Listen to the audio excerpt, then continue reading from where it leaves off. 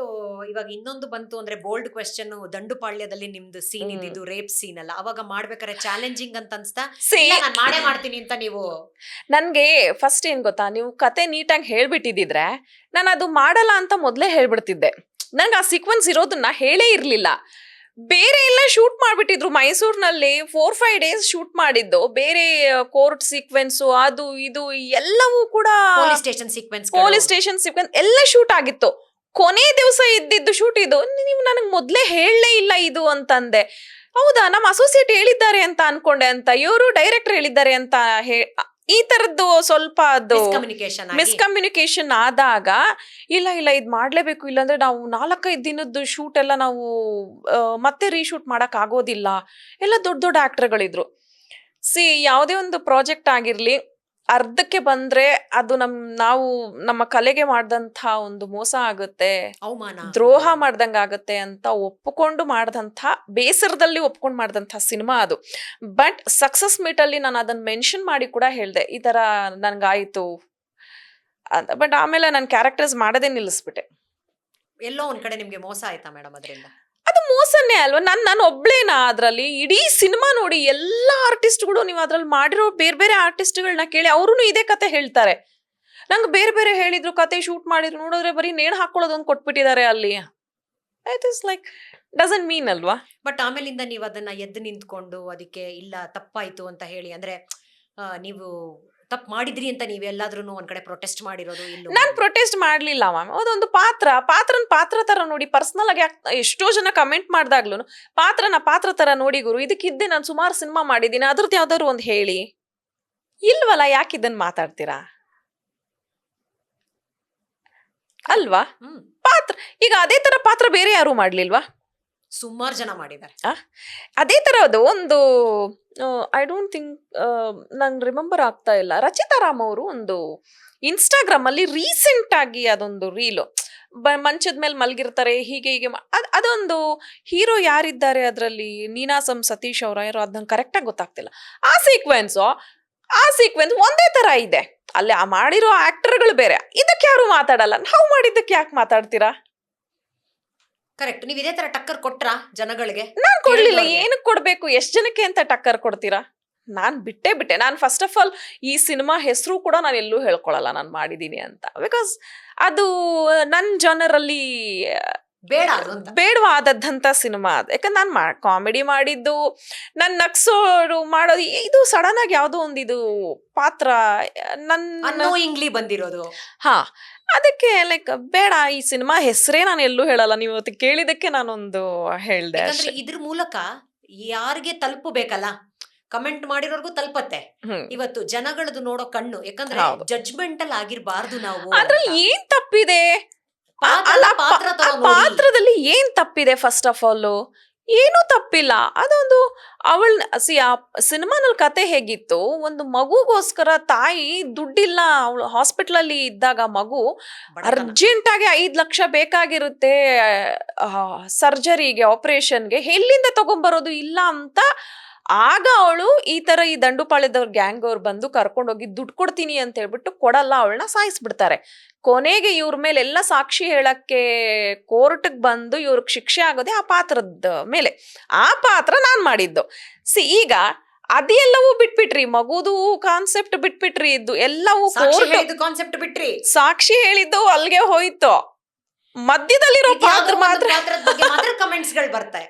ಅದು ಸೀಕ್ವೆನ್ಸ್ ಸಿನಿಮಾನಲ್ಲಿ ಅಷ್ಟೇ ಇರೋದು, ಅದ್ರ ಬಗ್ಗೆನೇ ಜನ ಮಾತಾಡ್ತಾರೆ. ಈ ಸಿನಿಮಾನಲ್ಲಿ ಏನಾಗಿರುತ್ತೆ, ಯಾವ್ದು ಎಡಿಟ್ ಆಗತ್ತೆ, ಏನು ಗೊತ್ತಿಲ್ಲದೆ ನಾವು ಮಾತಾಡ್ಬಾರ್ದು. ಸರಿ, ಆ ಪಾತ್ರ ನಾನು ಮಾಡಿದ್ದೆ, ಫೈನ್, ಅದಕ್ಕೆ ನಾನೇನು ಆನ್ಸರ್ ಕೊಡಬಾರ್ದು. ಕೇಳ್ದಾಗ ಯಾರಾದ್ರೂ ಹೇಳೋಣ, ಕನ್ವಿನ್ಸ್ ಆದ್ರೆ ಫೈನ್, ಇಲ್ಲ ಅಂದ್ರೆ ಚಲೋ, ನಮ್ಗೆ ಯಾಕೆ, ಅಷ್ಟೇ. ನಾವು ಮಾಡಿದೀವಿ, ಅದ್ರ ಕತೆ ಮುಗೀತು. ಜನಗಳು ಜಡ್ಜ್ ಮಾಡೋದು ಹೆಂಗಿದ್ರು ಮಾಡೇ ಮಾಡ್ತಾರೆ. ಅದೊಂದು ಸಿನಿಮಾ ಅಷ್ಟೇ. ಅನ್ಸಲ್ವಾ ಮೇಡಮ್, ಇದು ಜಡ್ಜ್ಮೆಂಟಲ್ ಆಗಿ ಇರಬಾರ್ದು, ನಾವು ಪಾತ್ರಕ್ಕೆ ಮಾತ್ರ ಬೆಲೆ ಕೊಡಿ ಸಾಕು, ಆಕ್ಟಿಂಗ್ ಮಾತ್ರ ಬೆಲೆ ಕೊಡಿ. ಬಿಕಾಸ್ ಎಲ್ಲಾರ್ಗು ಎಲ್ಲ ಕ್ಯಾರೆಕ್ಟರ್ಸ್ ಮಾಡೋದಕ್ಕಾಗಲ್ಲ, ಕಷ್ಟನೇ. ಇವತ್ತು ನನಗೆ ಕಾಮಿಡಿ ಮಾಡಿಸೋದ್ರೆ ಬರ್ದೇ ಇರಬಹುದು ನನ್ನ. ಸೊ ಹಾಗಾಗಿ ಪ್ರತಿಯೊಬ್ಬರಲ್ಲೂ ಆ ಟ್ಯಾಲೆಂಟ್ಗೆ ಮಾತ್ರ ನೋಡ್ಕೊಂಡು ಮಾತಾಡಬೇಕೆ ಹೊರತು ನಮ್ಮ ಒಂದು ಗ್ಲಾಮರಸ್ ಆಗಿರೋದನ್ನ ಬಾಡಿ ಆಗಿರಬಹುದು ಅಥವಾ ನಾವು ಮಾಡಿದಂಥ ಈ ಥರ ಸಣ್ಣ ಪುಟ್ಟ ಗೊತ್ತಿಲ್ಲದೆ ಇರುವಂಥ ಸೀನ್ಗಳಾಗಿರ್ಬೋದು ಅದ್ರ ಬಗ್ಗೆ ಮಾತಾಡಬಾರ್ದು, ಜಡ್ಜ್ಮೆಂಟಲ್ ಆಗಿರಬಾರ್ದು. ಯಾಕಂದ್ರೆ ಈಗ ನೋಡಿ, ನಾವು ಕೇವಲವಾಗಿ ಆ ಪಾತ್ರದ ಬಗ್ಗೆ ಮಾತಾಡ್ತೀವಿ ಅಂತಂದ್ರೆ ಅಂಥ ವ್ಯಕ್ತಿಗಳ ಬಗ್ಗೆ ಕೀಳರಿಮೆಯಿಂದ ಮಾತಾಡ್ತೀವಿ ಅಂತ ಅರ್ಥ. ಈಗ ಅವರು ಯಾರು ಇಷ್ಟಪಟ್ಟು ಅಂತ ಕೆಲಸ ಮಾಡೋರಲ್ಲ, ಅವ್ರ ಅನಿವಾರ್ಯತೆ ಏನಿದೆಯೋ ಯಾರಿಗ್ ಗೊತ್ತು. ಆ ಅನಿವಾರ್ಯತೆನ ನಾವು ಕೆಟ್ಟದಾಗ ಮಾತಾಡಿದ್ರೆ ಅವ್ರಿಗೆ ನಾವು ಅದು ಕೇರ್ಲೆಸ್ ಮಾಡ್ದಂಗೆ ಆಗುತ್ತೆ. ಸೊ ಹಾಗಾಗಿ ಆ ಪಾತ್ರದ ಬಗ್ಗೆ ಮಾತಾಡೋದೇ ಬೇಡ. ಆ ಪಾತ್ರದ ಬಗ್ಗೆ ಮಾತಾಡಿದ್ರೆ ಅಂಥ ವ್ಯಕ್ತಿಗಳ ಬಗ್ಗೆ ಮಾತಾಡ್ದಂಗೆ ಅದಾಗುತ್ತೆ. ಸೊ ಹಾಗಾಗಿ ನಾನು it's been more than 6-7 years ಆ ಪಾತ್ರದ ಬಗ್ಗೆ ಆಗಲಿ ಅದ್ರ ಬಗ್ಗೆ ನಾನು ಎಲ್ಲೂ ಮಾತಾಡಕ್ ಹೋಗಲ್ಲ. Very nice, very nice. So when it comes to ಏನಾದರೂ ಇವಾಗ ಹೊಸ ಸ್ಕ್ರಿಪ್ಟ್ ಬಂದಿದೆ, ನಿಮ್ಮ ಹತ್ರ ನಾನೇ ಒಂದು ಸ್ಕ್ರಿಪ್ಟ್ ತೊಗೊಂಡು ಬರ್ತೀನಿ, ಪ್ರೊಡ್ಯೂಸ್ ಮಾಡ್ತೀರಾ ಮ್ಯಾಮ್ ನೀವು? ಖಂಡಿತ. ಒಳ್ಳೆ ಕತೆ ಆಗಿದ್ರೆ ಖಂಡಿತ ಮಾಡೋಣ. ಅಲ್ಲ, ನಾನ್ ಪ್ರೊಡ್ಯೂಸ್ ಮಾಡಲ್ಲ, ನನ್ನ ಹಸ್ಬೆಂಡ್ ಮಾಡ್ತಾರೆ. ನನ್ನ ಹತ್ರ ಅಷ್ಟು ಹಣ ಇಲ್ಲ, ನಾನ್ ಬರೀ ಆಕ್ಟ್ರೆಸ್ ಅಷ್ಟೇ. ಓಕೆ, ಬಟ್ ಏನಾದರೂ ಆ ಥರ ಆಸೆಗಳು? ನಾನೇ ಒಂದು ಇವಾಗ ಜಿತಿನ್ಗೆ ಮುಂದೆ ನಾವೇ ಪ್ರೊಡ್ಯೂಸರ್ ಆಗ್ತೀವಿ, ಸೊ ಜಿತಿನ್ ನಾವು ಹಂಗೆ ತಗೊಂಡ್ ಬರೋಣ ಅಂತ. ಜಿತಿನ್ ಇಂಟ್ರೊಡ್ಯೂಸ್ ಮಾಡಿದ ಸಿನಿಮಾನೇ ನಾವೇ ಪ್ರೊಡ್ಯೂಸ್ ಮಾಡಿದ್ದಲ್ವಾ ಕಾರಿಣಿ. ಇನ್ನ ಮುಂದೆ ನಾನು ಹೋಗ್ತಾ ಹೋಗ್ತಾ ಖಂಡಿತ ಒಂದು ಒಳ್ಳೆ ಕತೆ ಸಿಕ್ಕರೆ ಅವನನ್ನ ಈಗಲೂ ಲಾಂಚ್ ಮಾಡುವಂತ ಒಂದು ಮನಸ್ಥಿತಿ ಇದೆ. ಬಟ್ ಕತೆ ಬರ್ಬೇಕು ಆ ಥರ. ಮೊದ್ಲಾದ್ರೆ ಬೇಬಿ ಶಾಮಿಲಿ ಅವ್ರಿಗೆ ಕತೆಗಳನ್ನ ಮಾಡ್ತಾ ಇದ್ರು. ಈಗ ಅಂತ ಚಿಕ್ಕ ಚಿಕ್ಕ ಮಕ್ಕಳುಗಳ ಜೊತೆ ವರ್ಕ್ ತಗೊಳ್ಳೋದು ಕಷ್ಟ ಅಂತ ಯಾರು ಸ್ಕ್ರಿಪ್ಟ್ ಮಾಡ್ತಾ ಇಲ್ಲ. ಬಹುಶಃ ಅಂತ ಸ್ಕ್ರಿಪ್ಟ್ ಏನಾದ್ರು ಬಂದ್ರೆ ಫಸ್ಟ್ ನಾನೇ ಆಗಿರ್ತೀನಿ ಚೂಸ್ ಮಾಡ್ಕೊಳ್ಳೋದ್ರಲ್ಲಿ. Very good. ಒಂದು ರ್ಯಾಪಿಡ್ ಫೈರ್ ಆಡೋಣ ಹಾಗಾದ್ರೆ. ಟಕ ತುಂಬಾ ಟೈಮ್ ತಗೋಬಾರ್ದು ನೀವು. ಆಯ್ತು. Gym or cinema set? Cinema set. Action role or emotional role? Action. Social media comments love ಅಂತ ಬಂದ್ರೇನಾ ಅಥವಾ ಇಗ್ನೋರ? ಸೋಷಿಯಲ್ ಮೀಡಿಯಾನಲ್ಲಿ ನಾನು ಅಷ್ಟು ಕಮೆಂಟ್ಸ್ಗೆ ತಲೆ ಕೆಡಿಸ್ಕೊಳ್ಳಲ್ಲ. Okay, so ignore. Ignore. Jithin's future ಹೀರೋನಾ ಸ್ಪೋರ್ಟ್ಸ್ ಮ್ಯಾನ್?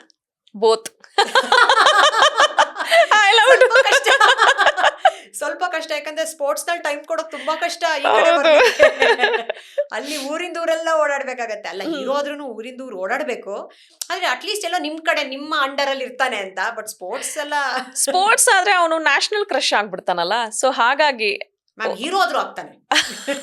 ಹೀರೋ ಆದ್ರೆ ಇಲ್ಲಿನ ಒಂದು ಸ್ಟೇಟ್ಗಷ್ಟು ಸೀಮಿತ ಆಗಿರ್ತಾನೆ. ಅಲ್ಲ, ಬಟ್ ಇವಾಗ ಜನಗಳೇ ಹೇಳ್ದಂಗೆ ಅಪ್ಪು ಸರ್ದು ರೀಬೋರ್ನ್ ಅಂತ.